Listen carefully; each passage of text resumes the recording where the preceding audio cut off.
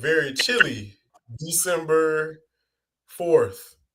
But it's still football weather here wherever we are because the season ain't over. It is still plenty of football left to be played. We want to welcome all of our fans from across not only the Big Bend and Panama City area, but also in the Panhandle, Panama City Beach, and Tallahassee area. This is the Extra Point, 4 Quarters Online. My two tag team partners, as always, Coach Cofield and Juke. Man, it's still football time here in the capital city and across North Florida. We got plenty of action going on. I think one of my favorite times about this is that like we get through Thanksgiving. We've separated the pretenders from the contenders, and at this point, everybody's full speed ahead. And I think for a lot of our programs, it's really just showing off how good the brand of football is here on this I-10 corridor, as Coach Harris would call it. But a lot of what we've seen thus far is that it almost kind of makes you kind of wish we had a couple of more teams that kind of survived the gauntlet a little bit, because we certainly had quite a few teams that were deserving to be playing football right about now. But the ball does not bounce everybody's way. So I will take what I can get, and I'm really glad that we have Gadsden County and Madison County both still in contention for a state title. The Cowboys, however, got to give it up to Curdog. They're getting a rematch against Hawthorne down in the Villages, so it's going to be a great one. We got some stuff to recap from last week and a couple of news from across the area, but it's my favorite time of year. We're in between. I still got Thanksgiving leftover stuff in my fridge, and my kids are already asking me about what they're going to get for Christmas, so it's a good time to be focused on football right now. Oh, Coach, the mic. Coach, again, stop messing with your microphone. The headset had too much turkey. It probably did. We typically, we can you hear me now? Oh yeah, okay. I was telling you, I said, do not eat that food after 5 days. Get rid of it. Your Thanksgiving. I'm a food preserver in my house. I got the vacuum. My wife got the vacuum seal. We got Mason can jars. Like, we save everything around here. We got a big old chest deep freezer down, out in the garage. We save our food. So I take all them gizzards and everything. I seal them up. That turns into chicken soup and broth and all of that. My wife, she cans. We got a whole garden outside. Man, we got 3 days. 3 days over here. It's out. It's gone. I'm gonna tell you what I did. I'm gonna put pictures of this up. But I took the turkey. I stripped all the meat off the bone, and my wife has a KitchenAid mixer. So I took the little grinder part and I ground that up into like patties, and I basically had turkey burgers. Took the macaroni and cheese. Put that on top, like you good. You gotta be No. The Mac gotta go. You can't keep that around a long time. I would argue the macaroni and cheese is more important than the turkey. It might be more important on Thanksgiving, but about 4 or 5 days. You gotta get creative with your leftovers, Coach. You gotta get creative. And Mark, you got to take care of it because you got to run this system. Coach Cofield can't do all this stuff, so don't eat that food. He says stay healthy. You come around my house, that turkey gonna end up in a chili. Like it's getting used all the way down to the bones. Dude, we did. Go ahead, Jude. Oh, sorry, Mark. I didn't mean to steamroll you. I was just saying. So getting creative with it, we did turkey leftover nachos the other day. So leftover turkey, throw it in the air fryer, banana peppers, jalapenos, onions, get some bell peppers going. It was a feast, dude. It was fantastic. Shout out to the air fryer gang. Air fryer gang. Not that crazy about that. You guys, man. I have to be careful with my stomach. Hey, I gotta take care of my body. Y'all might recuperate. I might not make it. It's all kind of healthy options. It's all kind of healthy. First of all, it's turkey. That's number one. And then number two, like, you know, you can pair it with whatever vegetables you want to. Like, you know, it's all kind of options out there. Ain't no more turkey in here. There's no more turkey. So you talking to the wall because it doesn't matter. Y'all guys, man. I guess you keep dressing. Did you make dressing? Oh yeah. Yeah. You still got it? Man, I made seafood dressing one year. Oh Lord. See, you surrounded by a bunch of women that cook for you. I know who to talk to. I know who to ask. I know who to talk to about what's on the menu over there. See, yeah, I live in one of them equal opportunity households. I got to do my fair share. I got to get the turkey fryer rigged up. If we smoking it, I got to get that all prepped. I got to make sure the kitchen's ready for my wife to come in. She like to bake, so you know. No, Coach. Coach, you gotta stop talking junk. Your mic keep going out. Every time you say something negative, your microphone cut off. I think his producer, Mark, doesn't like the language. He's mashing that mute button on him. Probably said a couple of curse words right then, but but yeah, I'm shout out to the air fryer. You know, I'm gonna have to give the air fryer nachos a try, Ju. I'm gonna have to hit that up. Nah, we still don't got you. Yeah, that was a first time thing. That was a game changer, though. That was money. I like that. Yeah, I took I gotta go find it. It's somewhere in my photos somewhere, but yeah, we ground up the turkey meat, made burger patties out of it. It was real good. Took the macaroni and cheese. That was it. That was the cheese on the patty and everything. Like stacked it up. So it worked out pretty good. So I'm gonna have to try that. That was pretty creative. All right, we're gonna keep it rolling.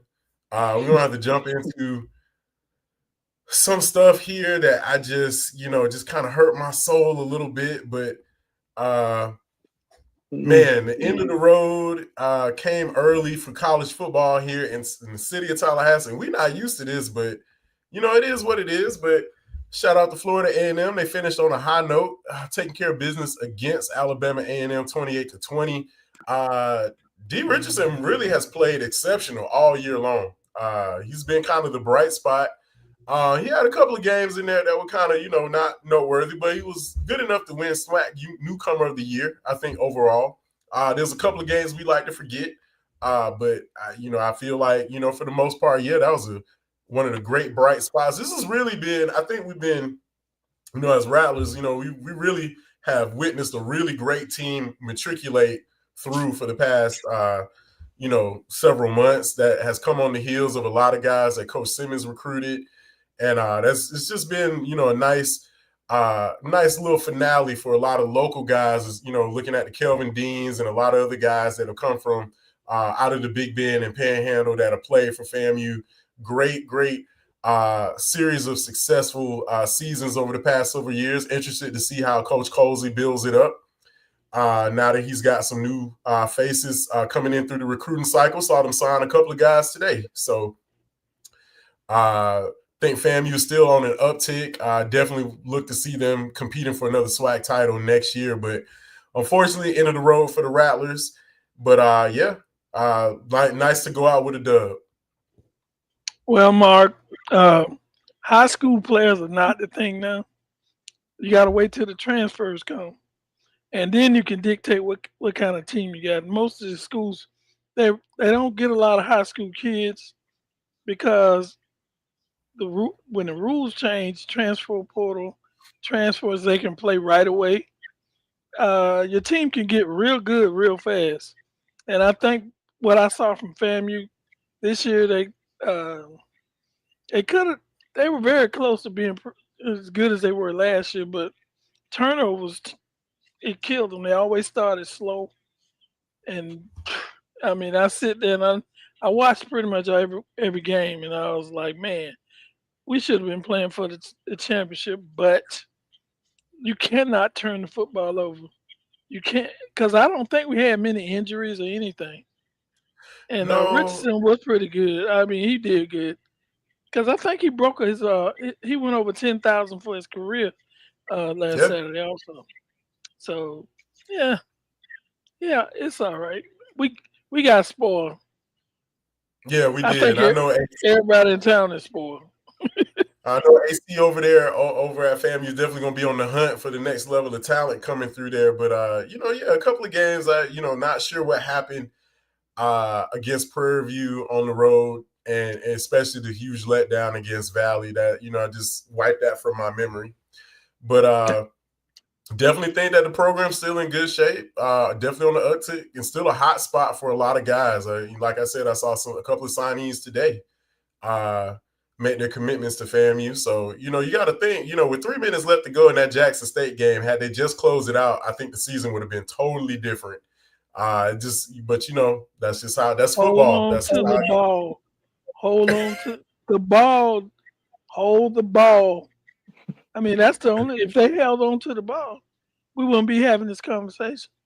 And I understand the Prairie View game. I saw that you had Richardson got hurt, and the backup quarterback came in. He was trying to do okay, but you want to have all your A1 players on the field if you're trying to compete for a championship. And at least you know what you got coming next year. I'm assuming if they don't get another quarterback, and maybe so, maybe not. All right. Jupe, do you feel hopeful? Because I feel a little bit of hope. I hope they find a spot for Odell. I feel like Odell comes with the furniture. I would hate to not see him on staff, but I do understand that change is inevitable. But how do you feel about the hires, especially with Gus Malzahn coming in? I guess if you can't beat him, join him. So, and then of course they bring in defensive coordinator from Nebraska. He's bringing some guys with him. He's bringing some luggage with him. I think it's going to be the shot in the arm that they needed. They really can't go nowhere else but up from here. So if you're FSU. Yeah, for sure. I like it, Mark, especially defense. I thought defensive hire was a slam dunk. I remember a couple of years back, I think he was with Syracuse, and they had a period where I felt like they were really solid, and he was kind of heading things up defensively. I don't know if I'm as high on Malzahn as most. So I do think it's a plus, and I think obviously with the head coaching experience, it's going to help Norvell. But it was kind of weird the way things went down, especially with his quarterback wanting to bail. And I don't know if that's because Malzahn was leaving or, what kind of the genesis with that is. But if you're going to be building a quarterback, assuming that Big Luke is the future for FSU, I want to make sure this guy and the quarterback's on the same page. And then we're not hitting the reset button in a couple of years. And then, we've lost out on the entire college career potentially of both your quarterbacks that you have on the roster if they don't get anybody in here. So I think it's good. I don't know if I think people are being a little exaggerative, but, there's a reason why I'm not in the realm in the coaching ranks. So we'll see how it goes. But I love the defensive hire. Defensive hire slam dunk. He seems to be a good hire. Hopefully, like I said, find something for Odell to do, please. Don't send him packing. I think he'll be fine. Yeah, he's definitely gonna be fine. But I feel like because I think he can't retire. Yeah, at least he can't. He can retire. Some people represent the program in a way from. And I was looking for a photo. I was looking for one of my photos of me and Coach Malzahn. We was hanging out few years back, and I think he offered me a scholarship. I wasn't sure. I had 1 year eligibility, and he was looking for another Bo Jackson. So hey, when next time I have his photo, I got 3 million photos there. I can't find it.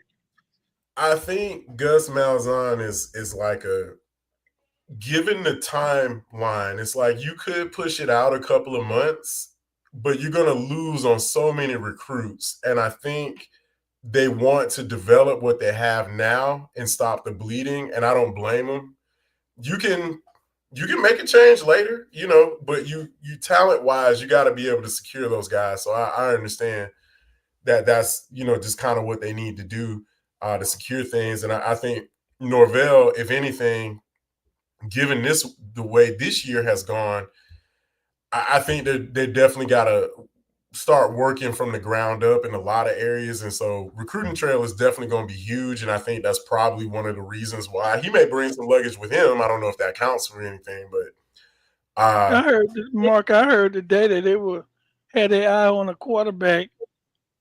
My goodness, my brain, I'm a little older. I can't remember the exact guy, but one of the schools that was looking at this was recruiting a quarterback that was leaving somewhere else. And I was like, dang, I guess they're not hanging with the freshmen if they still looking for another quarterback. So you never know, man. But yeah, we'll see. Especially these next couple of months are going to be absolutely crucial for Florida State to rebuild, especially on the offensive side, which was just really kind of and honestly just kind of had to clean house. I think a lot of guys really kind of checked out over the season. It looked like just not really the effort just wasn't really there. And I think you got to get guys ultimately that, NIL, get your money, but do you want to play football? I think at the end of the day is the most important thing. So hopefully they can find some guys that, some dogs, like Prime would say. That really everybody want to be a dog. They start the season off until you start. When you're losing, it kind of take away that dog a little bit. They could become a little puppies and stuff. They get used to losing. It's all about your attitude. It's all about how you feel. It's not very many guys anywhere that like to lose or can fight through the losses because they winners. They've been winning. They're not used to this. And I think, Coach, I watched some of the players. They would get after. If they hadn't turned the ball over so much against the Gators, they had a great chance of winning that game. Yeah, they definitely did. I think what frustrated me is they got down on the 3-yard line and couldn't score. And that just, turnovers. That just really surmised the whole season, really. So yeah, and they didn't just go down there once. They went on a couple of 3 times. They were in scoring position and just couldn't push it over or they'll turn the ball over. It got kind of crazy. Yeah, it did. But you got a freshman quarterback that make a big difference. All right, I'm gonna come back to that one. Does this make sense to y'all? Do you think they got it right? No. No. I have more questions than answers, so I just wanted to run this by somebody else to see if I would. I just when I look at the playoffs, I don't know. I feel like we had a system that actually I wasn't mad at the 14 playoff. Actually, I felt like that was workable. Sometimes I feel like you take away so much of what made college football because the regular season really is the playoffs in a lot of ways. And I was still cool with conference championships, but this just seems really crazy. And I don't know if I agree with all of it, but it is what it is. It's not very many things I disagree with on that, but I disagree with the way they did the Hurricanes. I know they lost to two teams, but they just eliminated them out. Alabama's up in a position to be in the playoffs, and I'm not laughing or nothing, but I just can imagine. I remember last year when all these guys were picking at Florida State for not getting in because of Alabama. It ain't funny when it happened to you. Oh, yeah. It ain't funny. Because I was watching a guy today. He was like, oh, it's the Alabama Invitational, blah, blah, blah. I said, it does feel that way. They get in. That logo holds weight, apparently. And understandably so, because what I can tell now, and I can say confidently, they care more about viewership and ratings than they do about who's more deserving. Because if they weren't so concerned with that, we all know that Florida State would have been in last year. So yeah, obviously this is about putting the best, quote unquote, the sexiest matchups on the field, and this is where we are now. And you knew, and I knew Notre Dame was gonna get it if they ever had a great season. Because they're gonna have the viewership for their game is gonna be off the screen. It's gonna be out. Oh yeah, this world. Alabama versus if this stays the way it does now, Clemson can still get in if they win, but if they win, if it stays the way it is, Alabama versus Notre Dame will be must see TV. So I'm on that. I like to see the certain teams you grow up looking at, and some of these teams are the ones I grew up looking at. They're all in the big games. They're always going to the big bowls. Notre Dame, Alabama, and the NC2A will fall out of their chairs if that game came out. The biggest one, two of the biggest fan bases. they're like, oh man, that would be special. And who ESPN has the rights to the game, right? Right. Oh man, all the way. They would love to take Notre Dame away from NBC, no doubt. It ain't gonna happen.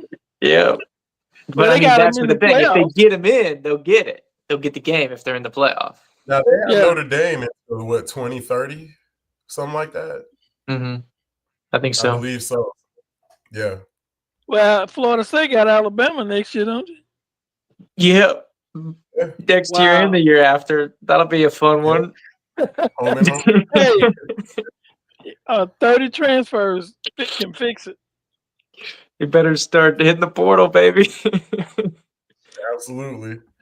All right, this was some craziness right here. Why he didn't call timeout is beyond me. But it cost him his job.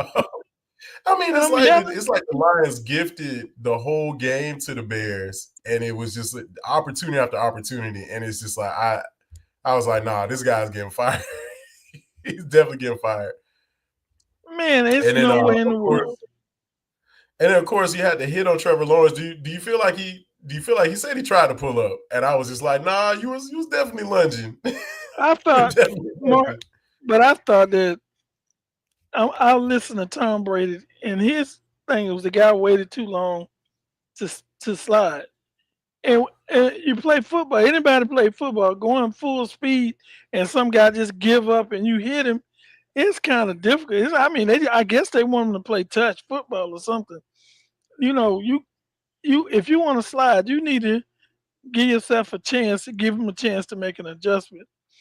Tom Brady thought it was he gave a long. He was on that a good while today on television. For a guy to come, look how close he is when he's slide. Look, you see the picture? Yeah. He almost stepped on him, and he slides. Surtain made a great point over the weekend. He was just like, yeah, the quarterback has all the power, because if he decides to just lower his shoulder and bowl into you, how do you protect yourself? So it looks to me like there still needs to be some tweaks to the rule. I definitely do think it shouldn't be open season on quarterbacks. But once you cross the line of scrimmage, you're a ball carrier at that point. They say he gave up. He gave himself up. But a running back can't do that.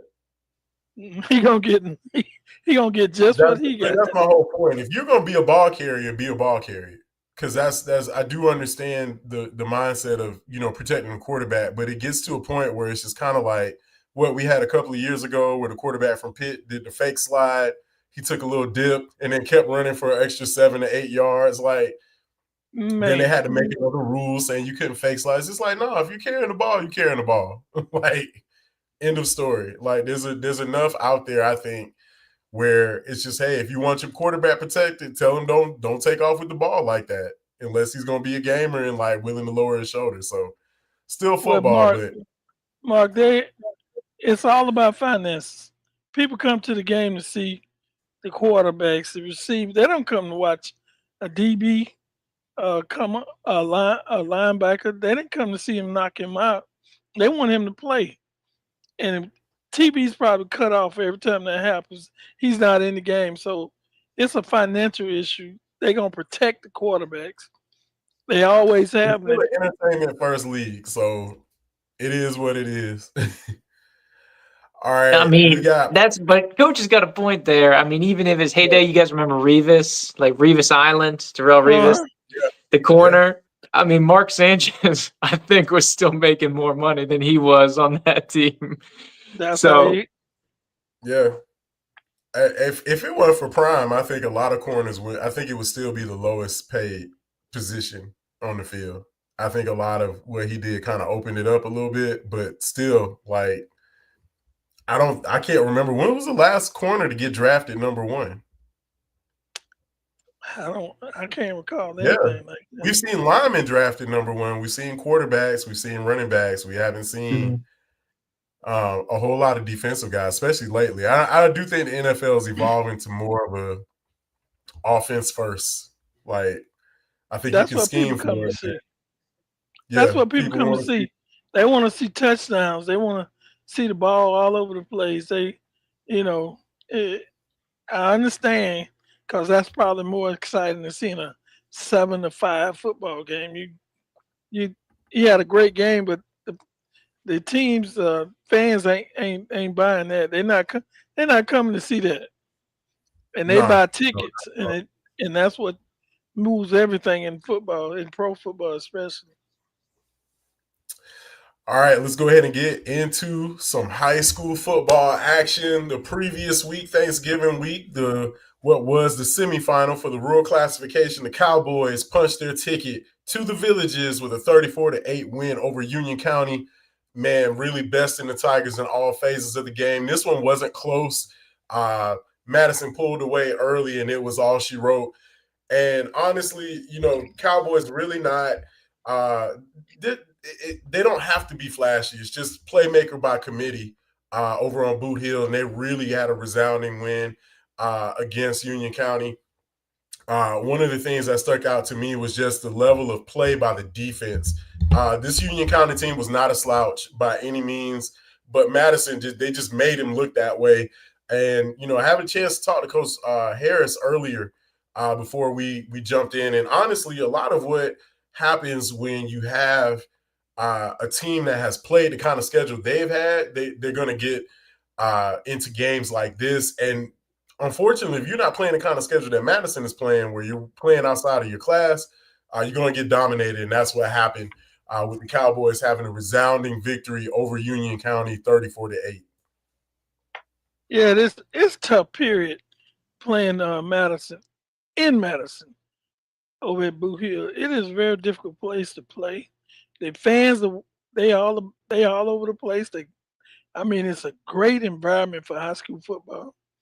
And they've been playing quality football not just this year, they've been playing for decades. So when you go in there, I think it's a little intimidation also, because you got to this team is always wound up and ready to go. And like I think I said last week, I had an opportunity coaching an all-star game, and I saw a couple of them kids, and I'm like, man, they different. They go full speed on everything. And I can imagine it's the training they got at the school. And these guys continue to be competing, but they playing a quality football team this week. It ain't gonna be easy. Who won the state last year? Madison? Or was it Hawthorne? Hawthorne? Man, that's a great matchup, and I'm glad I'm gonna be able to see it. As you let me know earlier. Yeah, Madison has had Union County's number now for a number of years, especially in the playoffs. They at one point they were playing each other kind of sort of in the regular season, and Union County put a stop to that. And they were meeting up in the playoffs kind of regularly. And Madison, I think the last time they played, this was the infamous no handshake game, where Union County was talking a bunch of stuff. Apparently, beforehand, I was on the sidelines for this one, so I can remember. But Cowboys really had, if I'm not mistaken, I think they put up 48 points in the first half, and that was all she wrote. A lot of what the Cowboys have done just in their classifications just absolutely dominate everybody that's in that region with them. Just kind of marching their way back to the playoffs. Had a chance to kind of look at some of the records and everything. This is Madison. Since 1998, this will be their 14th trip to the state championship game. And that is a huge testament to everything that they've done. You can see just the level of domination here, putting the game away early with 34 first half points. And this one was pretty much it as they just shut the door in the first half against Union County. Looking at some stats here, you can see Crumity didn't have to do a whole lot, but let's get down here to the rushing stats where you can see, like, man, my goodness, 383 yards total on the ground. And you just kind of looking, you can see how they spread the ball around. This is 1, 2, 3, 7, 8 guys getting the ball for the Cowboys. And this is how they're doing it. They're not doing a whole lot in the passing game because they don't have to. They're just getting the job done on the ground and behind a great offensive line and really just giving teams fits who have not played that level of football with that Madison has played. Man, that's scary up there with the rushing yards. They put 300 yards on you. That means they got the ball most of the time. You don't get it. You make one. You might get it 4 times if they controlling the game and running it. That's amazing to me. To hold the rush for that many yards. And the rush and the control the ball. I wish they had the time, but I guarantee they had the ball longer than Union County did. Yeah, I don't know. A lot of those runs are big ones, Coach. They were ripping off big chunks with those. Yeah, and to your point, McDaniel went absolutely nuts. He went 3 touchdowns, almost $150. But you had everybody stepping in and taking care of business. And I mean, the run game's the bread and butter. So it's just like a bakery, until you take away all that bread, they're going to keep slinging it out there every single time.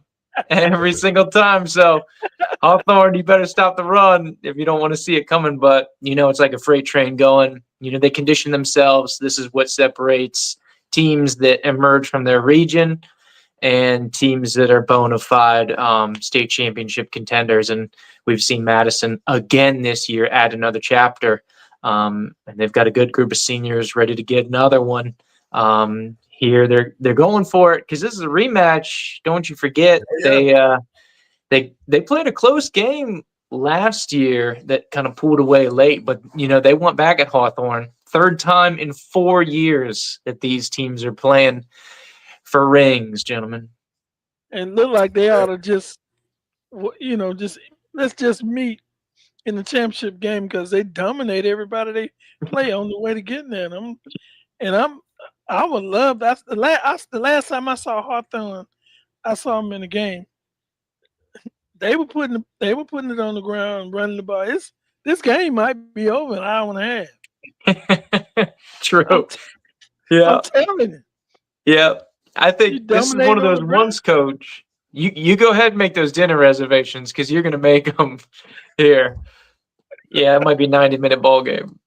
I'm telling you, man. Yeah, Madison 128 to what?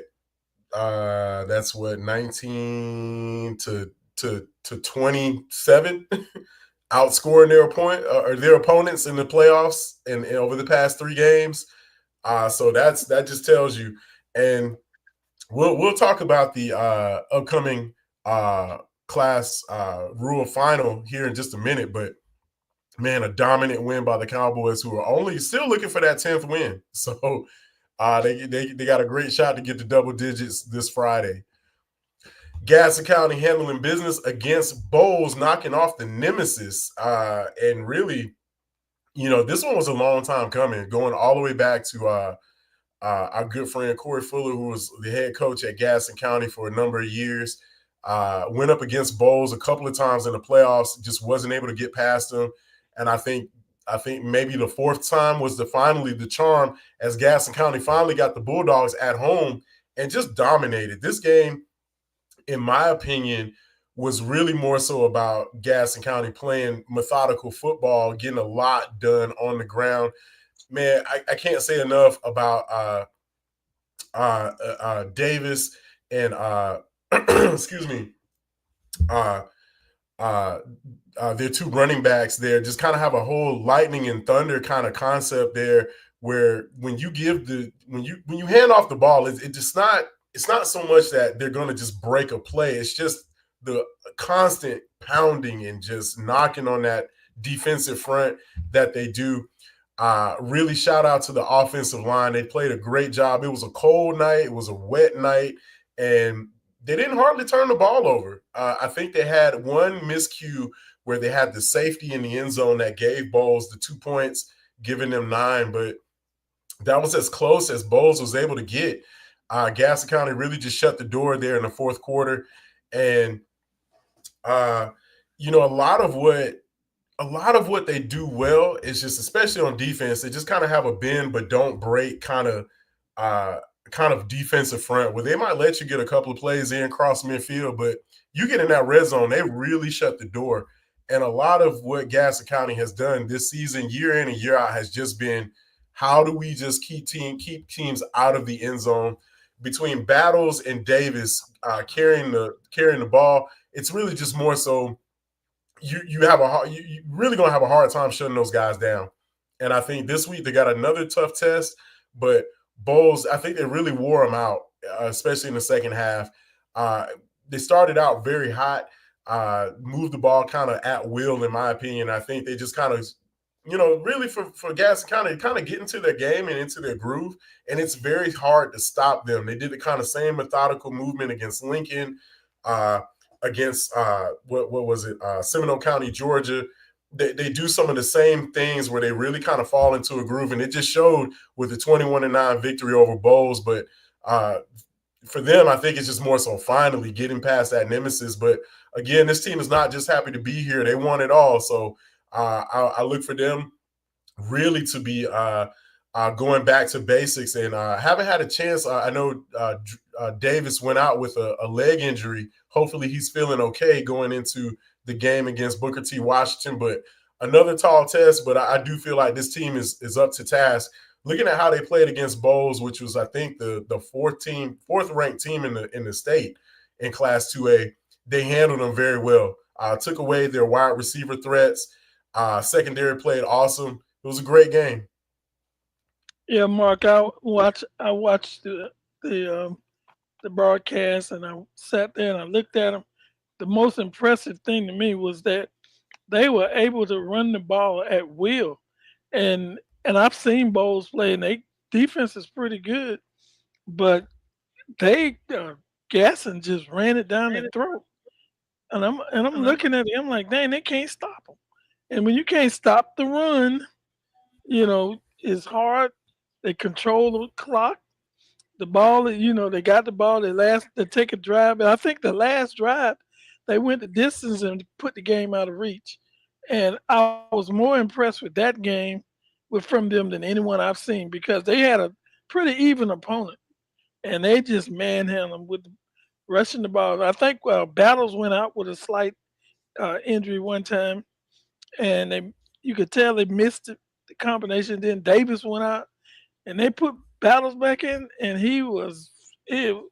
I think he ran like 3 plays in a row and he scored a touchdown, which was very, very impressive. Yeah, they have it going on. That's the thing. That's what they do, and I think they're comfortable in any kind of sequence. That you could tell just the battle tested, the reserves that this team has, and they're not going to shy away from a close, low-scoring contest. And whether that goes back to kind of just a couple of years ago, you talk about the Corey Fuller era, Mark, but I think that's just a team that knows what they do. They're confident. They're not worried about the scoreboard. They're like, hey, if we handle business, we might have to beat you 12-9, but we're okay doing that as long as we beat you. But yeah, to your point, guys, I mean, Austin Powell, Kevin Mills, Jamari Clark, Corey and Dennis, and some of the other guys on the line I have written down here. So Lamar Williams, and they've been killing it all year. Not enough love for those guys, and that's where it starts, the trenches. But the biggest compliment that an offensive line can get is when you've got 2 1,000-yard backs, and they've done just that. But they've been absolutely dominant in the trenches, and did so again tonight. Like you said, Coach, control the line, control the game. Well, we're going in the preview, I guess I get to go over that. Mm-hmm. But that matchup is a very interesting one. That they got you bringing a team from Miami in nice warm weather, and you bringing them up here to it probably be about 40 degrees. Yeah. Man, that's going. The last year we went to the playoff, the state championship. It was very cold in Tallahassee that whole time. We had 3 games and it was 40 degrees. Went to the championship game, was in Orlando. It was 80 some degrees. Man, it didn't feel it was hard to get used to. And I can imagine coming from Miami to coming up here to that man, that's gonna be interesting. Yeah, I feel like, in this particular game, it really felt like Docker didn't have to do a whole lot. Just, he hit his spots definitely, but to me, the tail of the tape is two things. Number one, Gadsden County played probably one of their best mistake-free games. Didn't really have very many penalties. Had a couple of holding penalties here and there, but when you take a look at what they were able to do to Bowles, which has a very explosive offense, you can see held Ethan Drum, one of the better, more elite passers in the state, to just 82 yards in the air. And then, of course, the ground attack only went for 55 yards. That's saying a lot about the Gadsden County defense and just kind of the level of talent. In my opinion, I think they got everything in front of them. When you beat up on opponents like this, and this game really wasn't close. We like to look at the score as like a good measuring stick, but being on hand for this one was really Gadsden's game from start to finish, and it was never really in doubt whether or not which way this game was going to go. So, Gadsden County earning a trip for the first time in school history. They will be playing in the state semifinals with one game to go. If they handle business on Friday night, they earn a berth in Pitbull Stadium down at FIU's campus for the state championship for Class 2A. Meanwhile, Class 5A, Lincoln falls to Niceville 31-10, and we were looking for that Trojan magic at some point in the second half. I was just like, any moment now they're going to spark a drive and kind of mount that comeback, and Niceville was like, no, we've seen this script. We know how this book ends. We've seen this movie before, and we're closing the door on that one. And they do in a resounding way, dominating Lincoln in the second half with a 31-10 victory, and kind of send the Trojans out with a little bit of a negative note. I do feel like Lincoln had, especially defensively, they seemed like they matched up pretty well with Niceville, but just, could not find any answers for the Eagles last Friday as the Trojans fall in the regional final against the Eagles. Well, going into this game, I think we both all thought that Lincoln would win it, but going out in that place twice. Each time Niceville got big leads on them. The first time they went there, they got a big lead, and then Lincoln came back and lost just by 3 points. That meant to me, and I think we talked about it, that Niceville is a very good football team. It's very difficult to beat a team twice in a short period of time, and the second time be a blowout.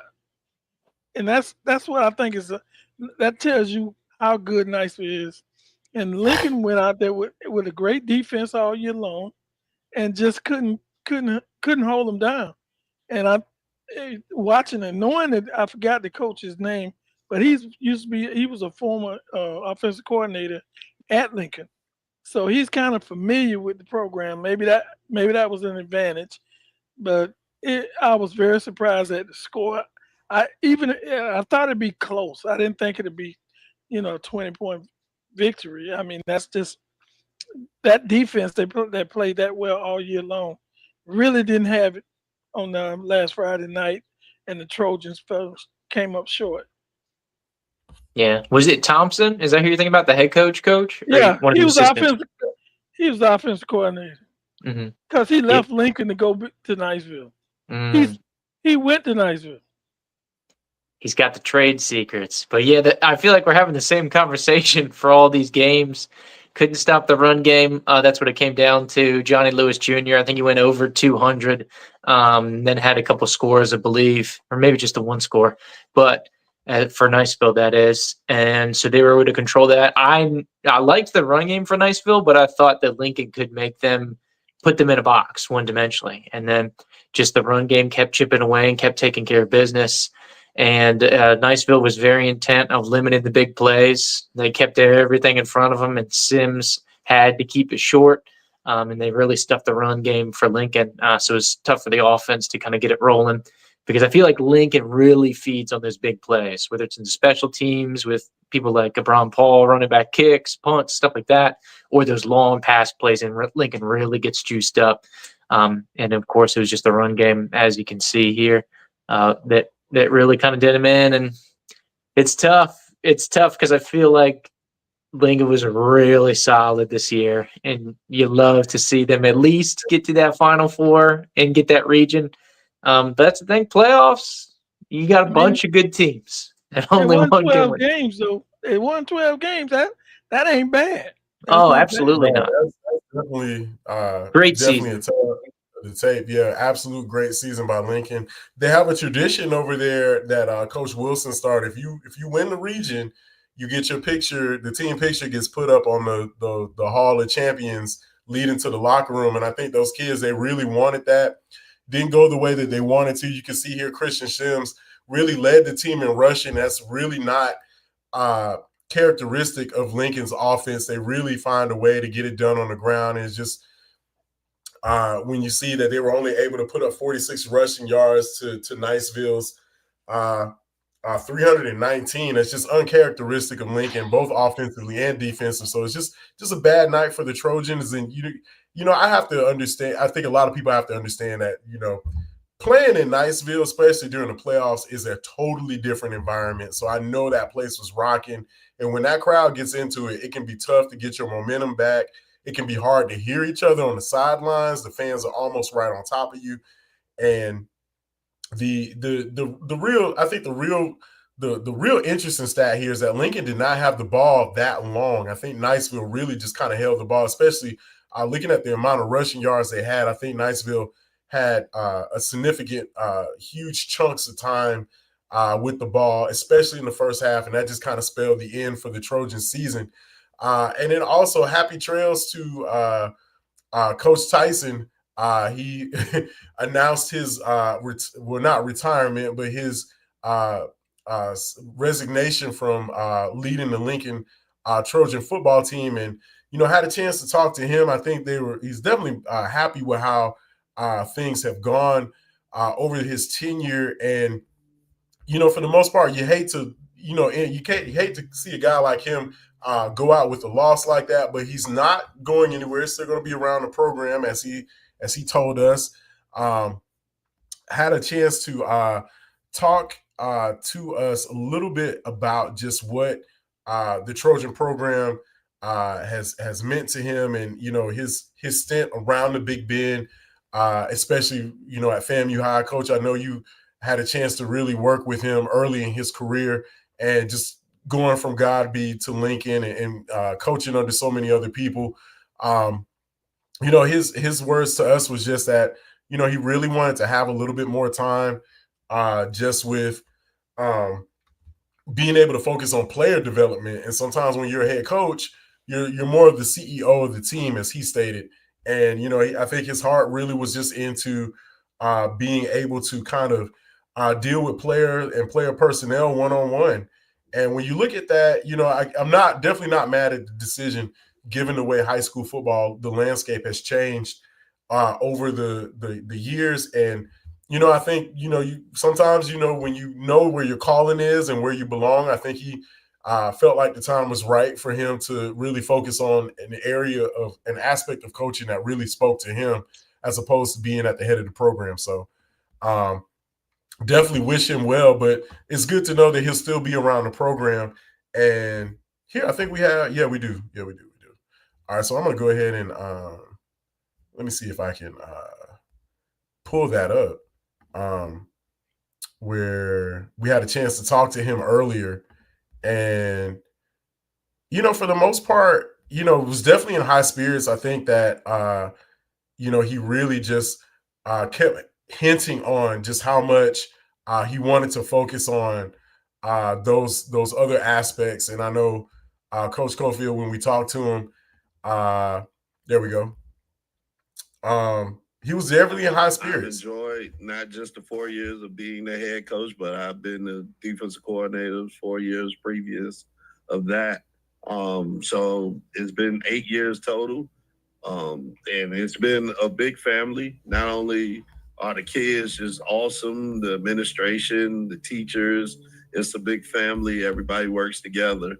And just over my time coming in with Coach Quinn Gray, and he did a great job organizing and working through a lot of the stuff. And then he had a great opportunity to go to the college ranks.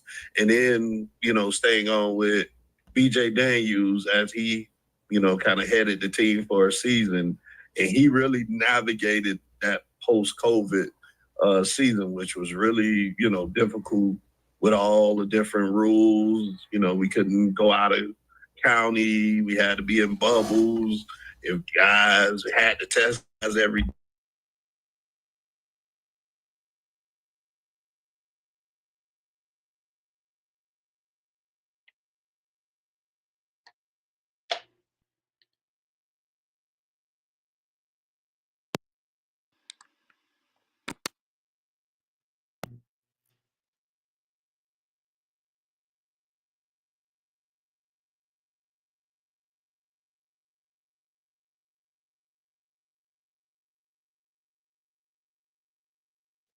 Did we lose audio, Mark, or is that just me? Sorry. Yes, I don't hear it. I can't Yeah, hear I think. Mark. Yeah, I think we lost him. It's Mark this time.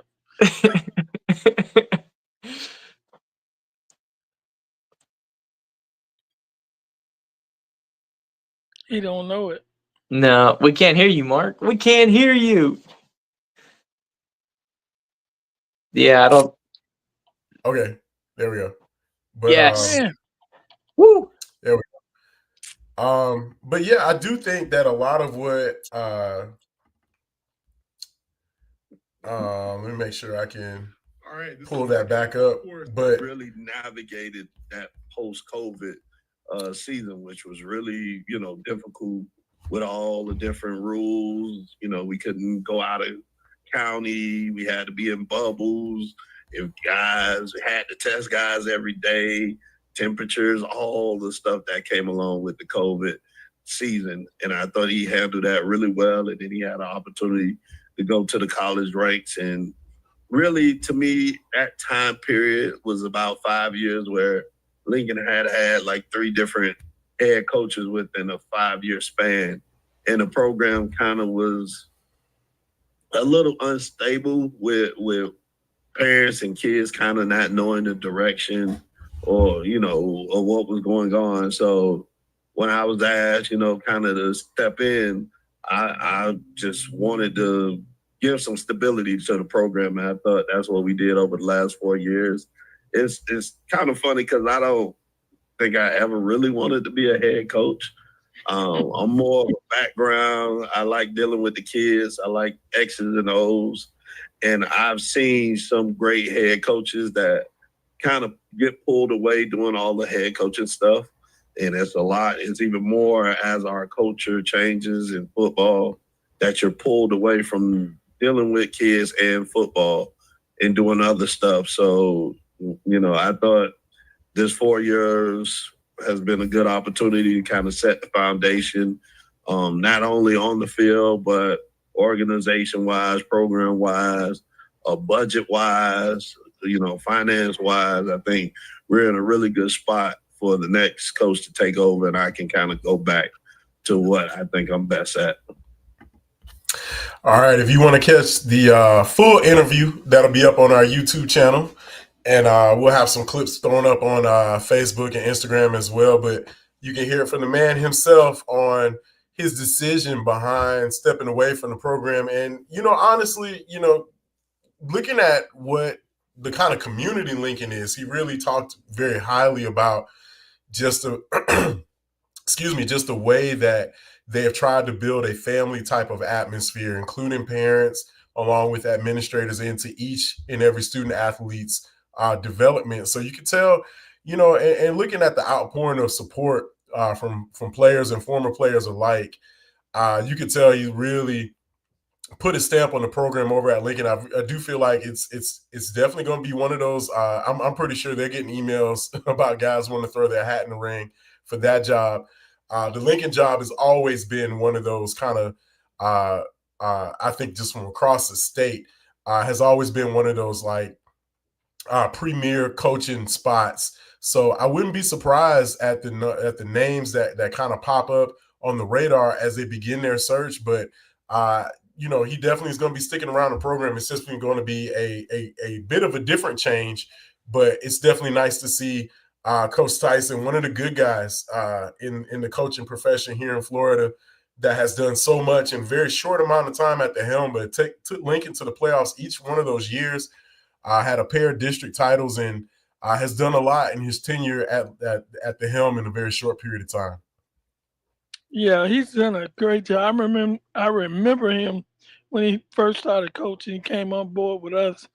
He had a lot of great things. He worked with the kids. He did, and I was intent during the interview that he had his drill for scoop and score, and when we won the state, that was one of the biggest plays of the game. Something he used to work on daily. I used to sit over there and watch him, and he was a very good coach.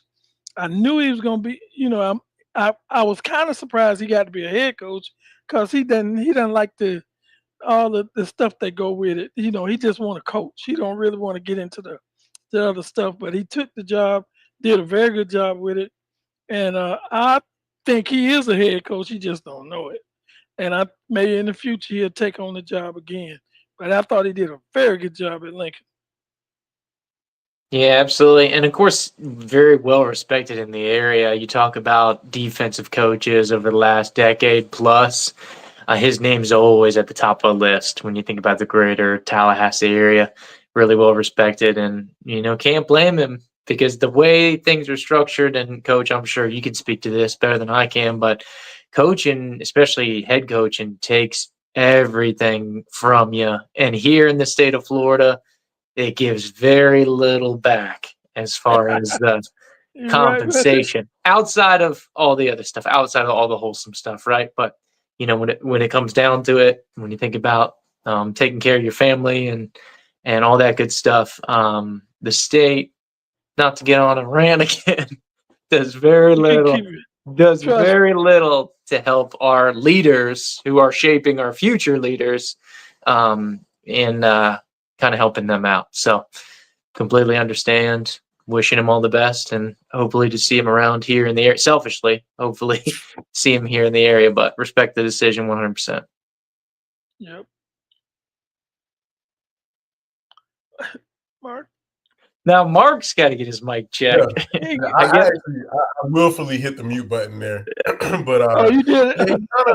He kind of has a little bit of a kind of Mike Tomlin kind of feel to him, where it's just it really not really caring for the media, not really caring for although he was willing to talk to us, not really caring for all the fanfare of it, but just wants to really just lock in with his team and make sure that guys are getting developed. And it really shows just looking at the guys who matriculated through Lincoln under his tenure is still a nice sign that the guys he has coached have been right on par with Lincoln tradition and everything that comes with that program. So, it'll be good to see him around the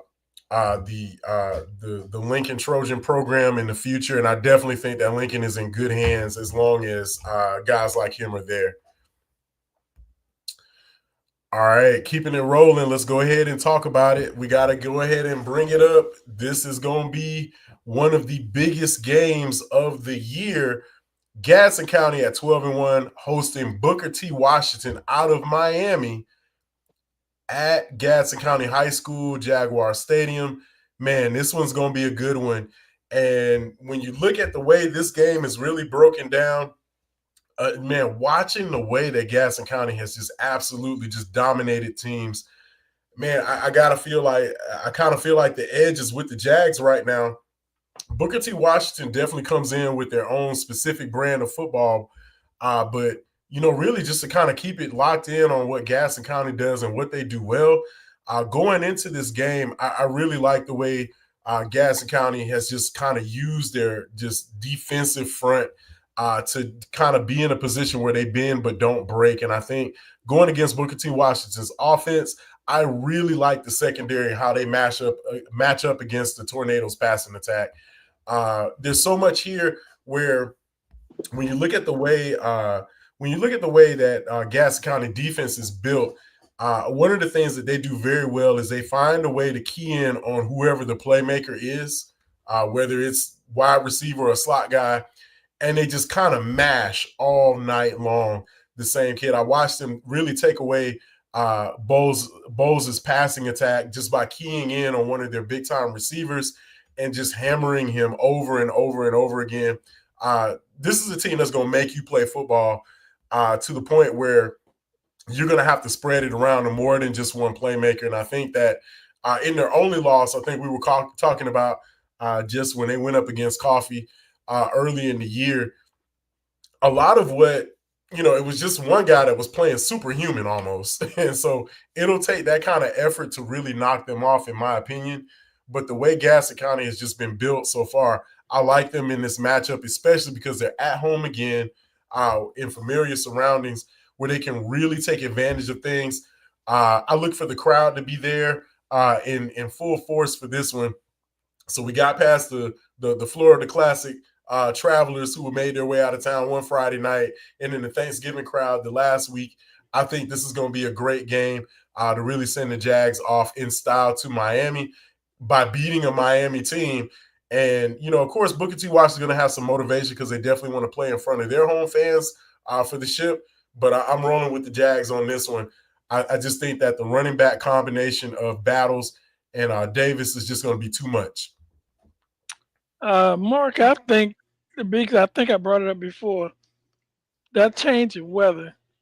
If you're not used to playing in cold weather, and I know people from up north, this is not cold, but it's cold for Floridians. You're talking about a chance. Your hands freezing. You don't know how to dress. You don't want to overdress. You don't want to, get out there and underdress and be cold during the game. I got an opportunity to play in a couple games in high school, and it was like freezing out there, and I coached him when I didn't like it. I don't like playing in the cold.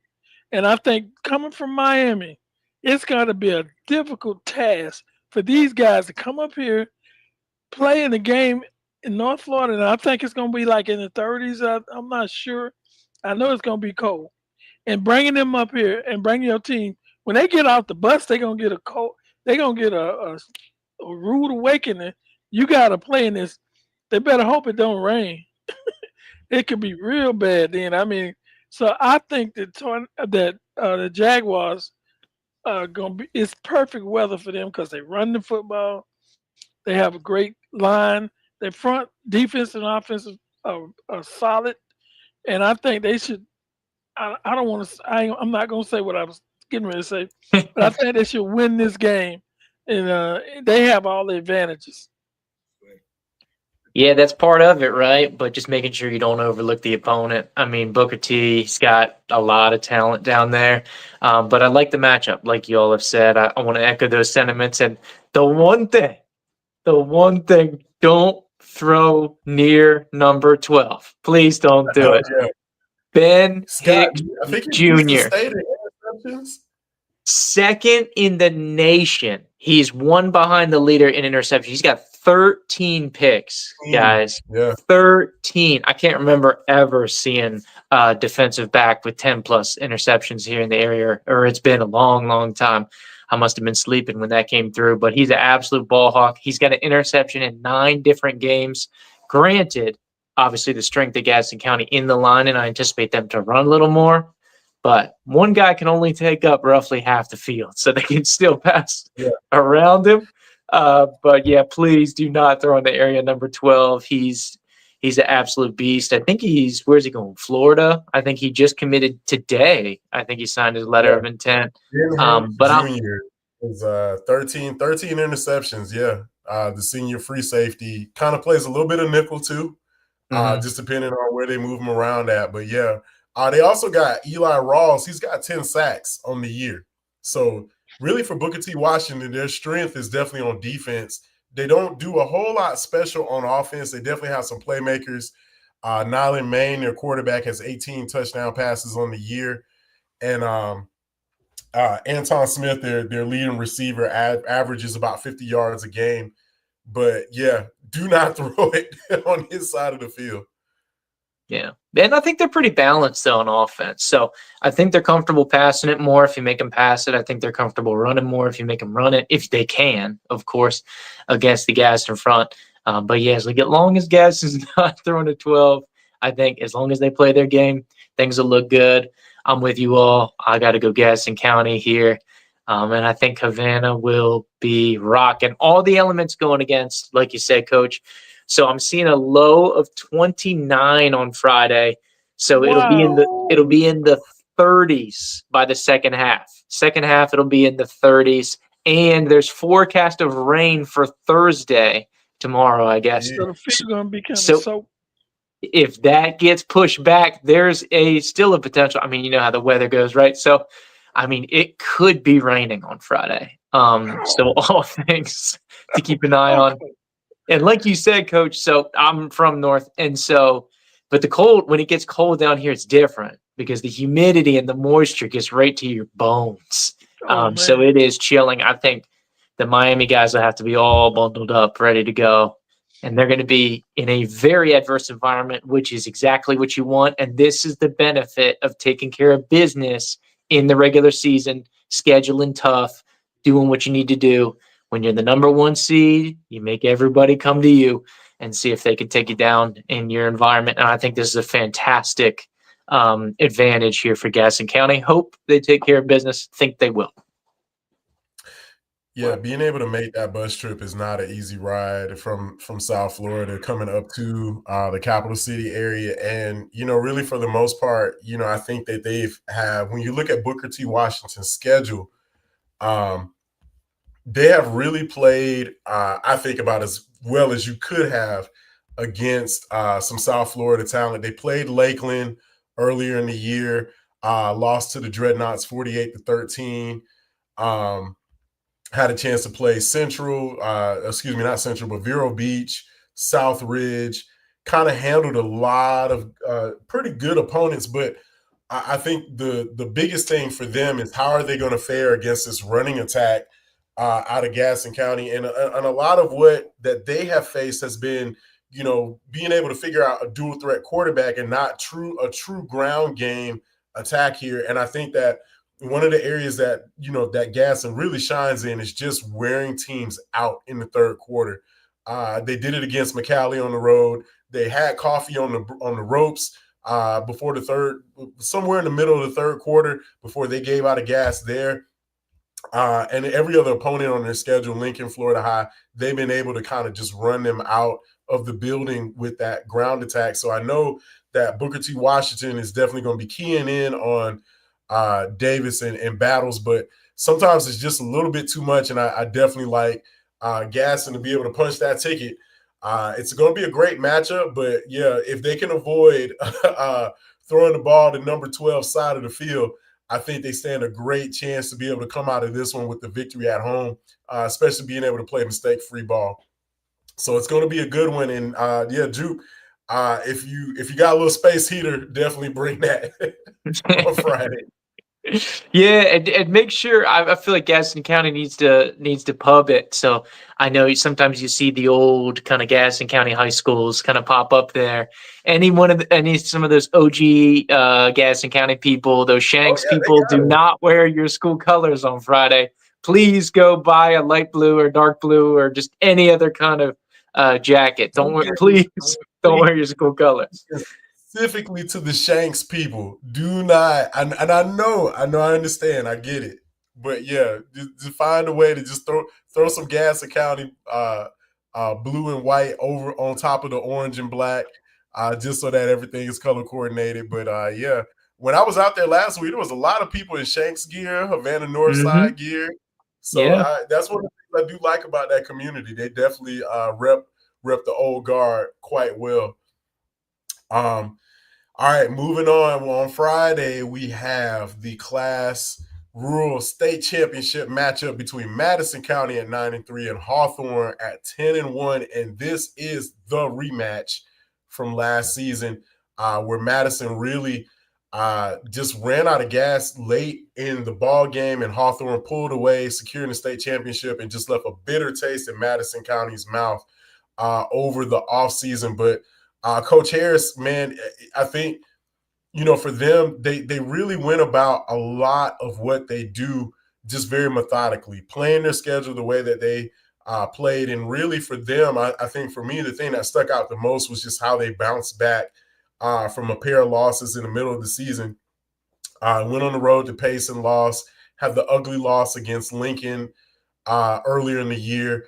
And they just bounced back very well. They went about their business, taking care of, I think it was Lake Mineola and Apopka throughout the regular season, and just absolutely steamroll their way through the playoffs, handling Auxiliary Christian, Blunts, not Auxiliary Christian, but handling Bluntstown and Union County accordingly.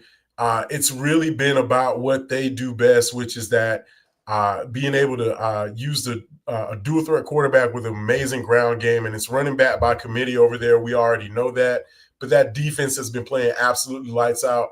I think there's a different kind of hunger there for the Cowboys. And looking at Hawthorne, I think Hawthorne's definitely – I think this game's going to be close, given the way that Hawthorne has a lot of senior leadership and experience. They've got a quarterback who's like on his fifth year, which you don't see too often, but he's been their quarterback since the 8th grade. So when you have a team like that that knows the system, it's definitely going to be tough. But Madison, I think, is playing with a different set of motivation right now. And I know emotion doesn't account for what you can execute, but I definitely think it might be the determining factor on this one. Give me the Cowboys by 3. I kind of figured you'd go that way. I don't know. I saw Hawthorne play one time in the playoffs. They looked pretty tough. Saw Madison play once or twice, and it looked like a coin toss to me. It looked like these two teams are very even, and so you can't have home field advantage. They're playing in the villages. It's a toss up, but I'm gonna go with the home team, Madison. I can't go wrong with them, because if I go either way, these two are the best teams in the state. So hey, let's go with the Cowboys, Madison Cowboys. There you go. Yeah, I'm glad the rankings finally kind of worked themselves out the last week of the season, because these teams got the top 2. I think clearly the top 2 teams all season here in this classification. No surprise that they're coming back for yet another matchup here in the state championship. Of course, player to watch for Hawthorne is going to be the running back. I think it's Keenan Johnson, if I'm not mistaken. And he's very north-south. So I feel like he's more of a power back. He's not really breakaway back. And all his big runs are down the middle. I mean, credit to the offensive line. They do a great job of pulling and jamming. But you look at it, is the center is God in the force, and then they're just flopping the guards and tackles, and they want him to go right down the middle. I think that's a strength here of Madison County's defense, especially when you think about Curry and some of those other guys, the linebacking core, which I really like for Madison. So I think they're better suited for this than maybe in years past. And also, they won't have to worry about who I thought was the best player for Hawthorne last year, which was C.J. Ingram. Evidently, I've been told and kind of through some research that he's pursuing more basketball. So I think he goes to Montvert now. So he's no longer on the team. So I think a squad that hung with the Hawthorne team last time, I really like what I've seen from Madison, because people think Hawthorne dominated that game. But I mean, that was really a ball game until 4 or 5 minutes left, when they were able to push it 2 possessions, and then Madison was trying to play catch up.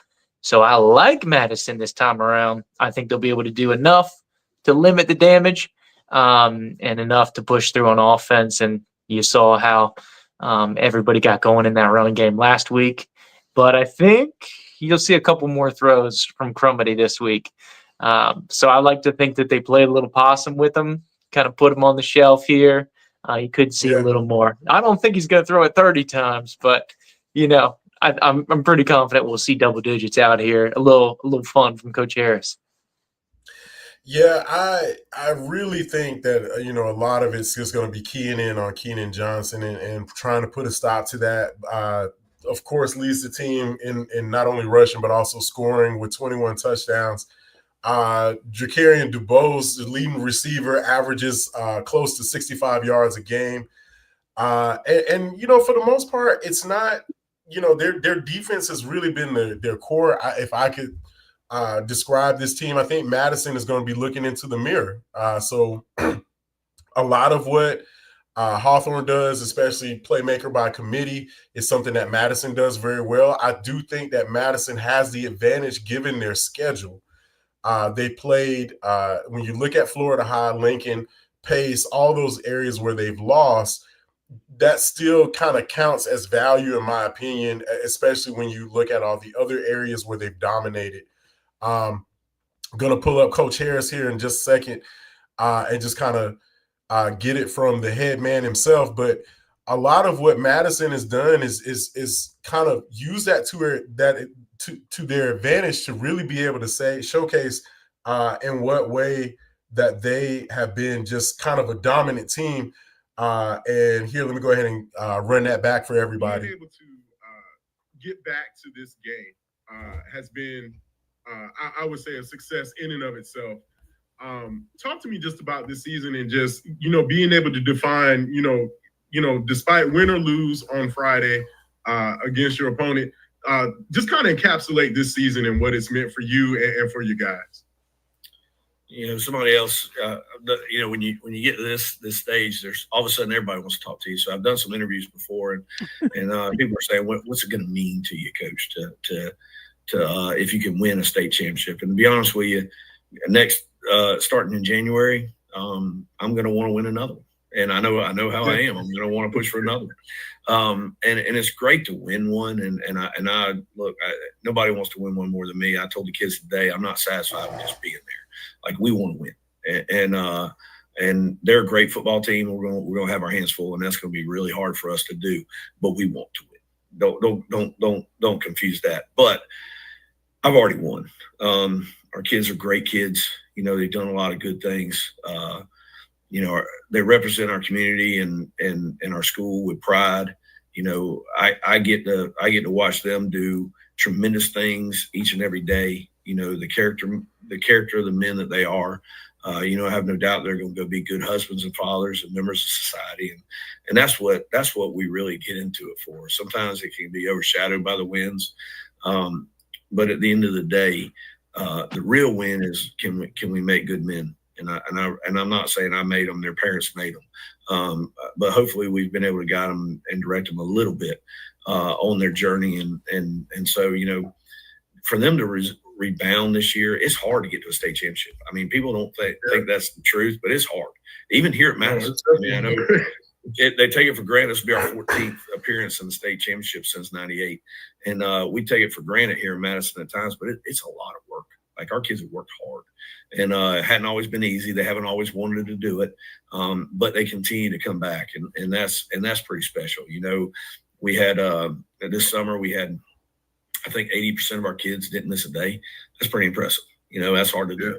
And so, that's commitment, that's dedication. And that's going to carry them throughout the rest of their lives. And that's what really is going to make us winners. Because at the end of the day, this game's going to be over for all of us. I quit playing a long time ago. I haven't put that shoulder pad and helmets on. I don't think I got a play left in me. I know, a very, very long time. But,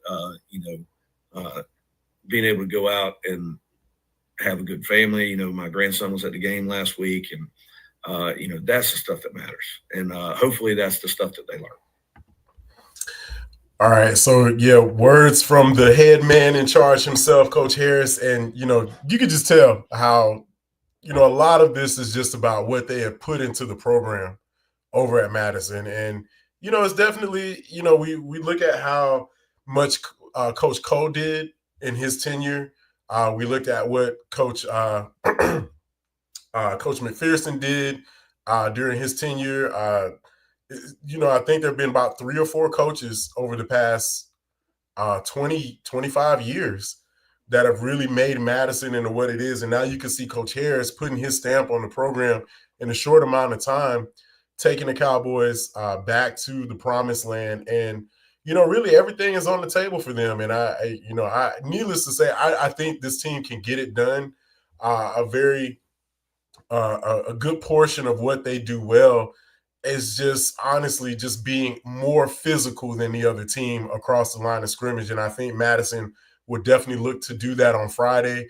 And given the fact that their schedule has kind of battle tested them to this point, I think Madison has a great opportunity. I'm going with the Cowboys in this one, needless to say, and I think they can get it done using a ton of experience. These seniors here have been with this program. Coach Harris talked about how they've been playing together since they were about 5 or 6 years old coming up. And when you've got guys who've gelled together like that, it's something special. So, I think we're going to be rocking with the Cowboys on Friday, and it's going to be a great one down in the Villages for the Class Rural State Championship game. Yeah, I love to see the coaches talk. They get a lot of that coach speak. He probably can't even sleep today going around because I can imagine the opportunities we had, and I mean I didn't get no sleep until the game was over. And you want to win, you give it, you hoping you don't leave nothing out. But these guys have been there so often. It ought to be a little routine for them. These guys, they're constantly going. 14 times is not. Man, if you go one time, that's a big deal. I mean, they probably, they already had their bags packed, everything before this playoff started. These guys are used to doing it, and every time I see them, I'm impressed because I know how hard they work. They put a lot of work in, and all the kids coming up, they're pulling the kids up from the behind them, trying to keep the tradition going, and that's impressive. That's very impressive. Yeah, that's wild. Over that time span, 26 years? And that's more times in the state championship than anything else, which is wild. That stat is crazy. I love that Coach brought that up, and then you pulled that out, Mark. That was awesome. But yeah, I mean, like Coach said, I feel like with the coach speak, I feel like I heard Coach Co say the same things. All the championships that they were going to win in, they had the three-peat towards the end of his tenure there, but he was the same thing. It was about building young men and doing what they're kind of on piggybacking off of what their families had already done. And they play Madison County football, and they know it all the way up through. Everybody's familiar with the system, and they play physical, like you said, Mark. And those are some big bad boys, and you see it. Not a lot of teams can go up to a team like Madison County and take care of business. And so I'm liking the new chapter this year. So I don't know if I already said it, but I'll pick them again. Let's go Madison County here for some payback. Get Coach Harris his first one in this new time around as the head coach. Yeah, definitely. Let's go ahead and look at the brackets from across the area real fast. The rural, they call it the FIT. I don't know. It's just a rural invitational. That's what we're calling it. Dixie County taking on Fort Meade at 1:00.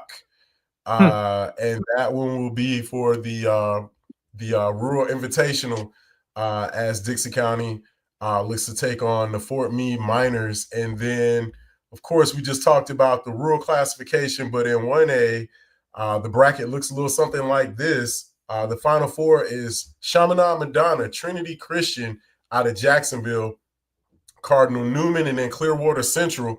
All of those games on Friday night. And then looking at the Class 3A bracket. Every year, same thing. Yeah. Those four. How about this with Teddy Bridgewater leading the Bulls, his alma mater, to the Final Four in his first year against Galley.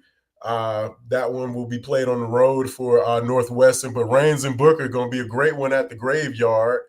And then 4A looks a little something like this. We've got American Heritage hosting St. Augustine, a big test for the Yellow Jackets as they go on the road there. And then Jones and Naples hooking up. I had a chance to watch Jones. They still look very impressive coming down the stretch. I think we got is Everett still there, Coach? Yeah, Everett's he's still he's a run. I think he's the running back coach there.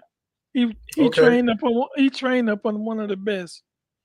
All right, and then of course in 5A, for all that Niceville did, they earned a trip to Lakeland to take on the Dreadnoughts. And then of course we got Manatee.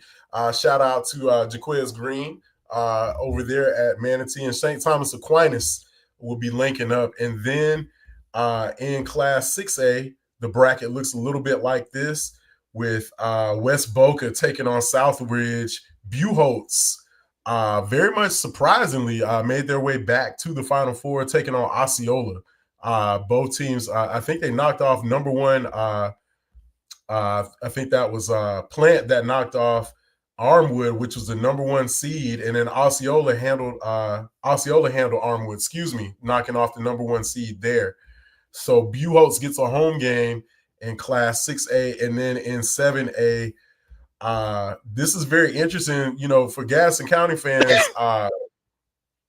The team you opened up with is headed back to the Final Four, so that just kind of shows you how good the Jags really are, as Venice will take on Columbus. Lake Mary will host Dr. Phillips in Class 7A. So, man, we got some great football on deck this weekend, rooting for our home teams, of course, just to be able to punch their tickets. Well, really for Madison to hoist up the trophy, and for Gadsden County to be able to punch their ticket down to Miami by beating a Miami team. So it's going to be a great one. Jupe, you're going to be on deck. Hope you got the hand warmers ready. You're doing the game. You're doing the game, Jupe? Yeah, we'll be out there for Gadsden County. Oh, man, I'm going to have a good time on Friday watching you get in that cold weather. There you it's go. Gonna be great football on Friday. We get a chance to watch, be flipping back and forth between the Cowboys and Jags, so it'll be a great one.